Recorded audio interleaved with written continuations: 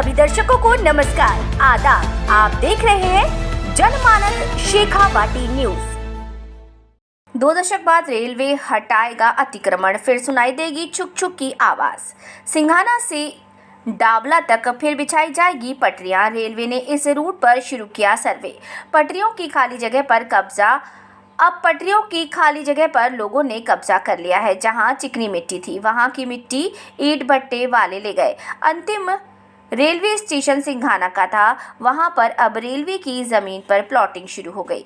कई जगह कच्चे पक्के मकान तक बन गए हैं। इन अवैध कब्जों को हटाने को लेकर कई बार शिकायत कर चुके हैं, लेकिन आज तक इस संबंध में रेलवे की ओर से कोई कार्यवाही नहीं की गई।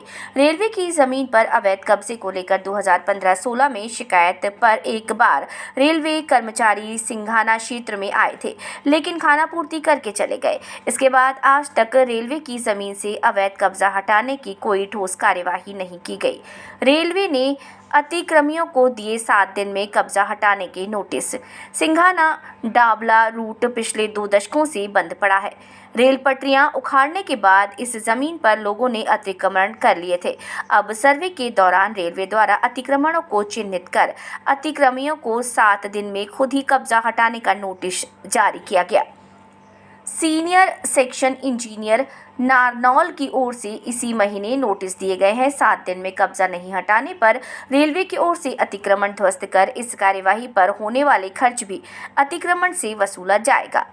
समाज सेवी रमेश पांडे का कहना है कि इन दिनों डाबला से सूरजगढ़ नई रेल सेवा चालू होने की चर्चाएं जोरों पर हैं। अगर बात सही है तो ये सरकार का कदम अच्छा व सराहनीय है।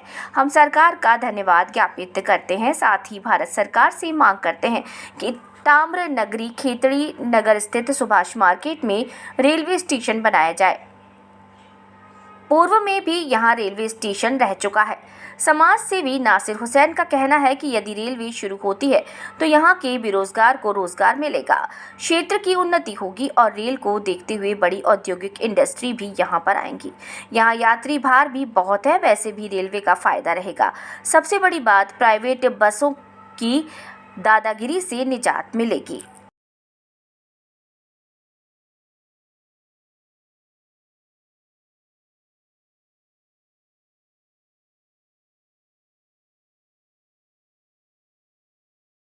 सर, आपका नाम?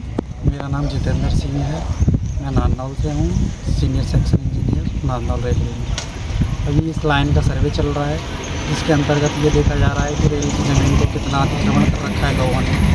और उसका सर्वे करने के बाद रिपोर्ट बनाई जाएगी। जो लोगों ने रेल की भूमि में अतिक्रमण कर रखा है उनके खिलाफ कार्रवाई होगी और उनको नोटिस भी दिया गया है 7 दिन का, अगर 7 दिन में नहीं खाली करते हैं। इसके बाद इस ज़मीन में एक रेलवे लाइन भी आ सकती है और एक सोलर प्लांट का भी चल रहा है। और धीरे धीरे जो ज़मीन आती है उस हिसाब से इसके निकाल करके ज़मीन का जो एरिया आएगा उस हिसाब से अगर प्राइवेट कंपनी को देना है तो वो जाएगी और रेलवे लाइन आएगी तो रेलवे लाइन आएगी। तो यहाँ के लोगों को काफ़ी उम्मीद है कि यहाँ पे वापस से छुक छुक की आवाज़ सुननी चाहिए।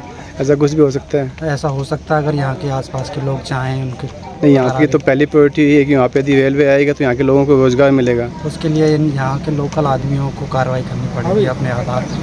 तो यहाँ के जितने भी मीडिया है वो सब यही चाहते हैं, उन्होंने डेली अखबार में निकालते भी हैं यहाँ के लिए, जिन्होंने कब्जा उनके नाम भी छापे हैं, सब कुछ किया उन्होंने। हाँ, तो वो भी छाप रहे हैं, उनकी सूचना हमारे पास है। कुछ धीरे धीरे हम भी ले रहे हैं और जहाँ के जो लोग चाहेंगे तो रेलवे आ सकती है, अगर नहीं चाहेंगे तो आपको प्रशासन से कोई निर्देश?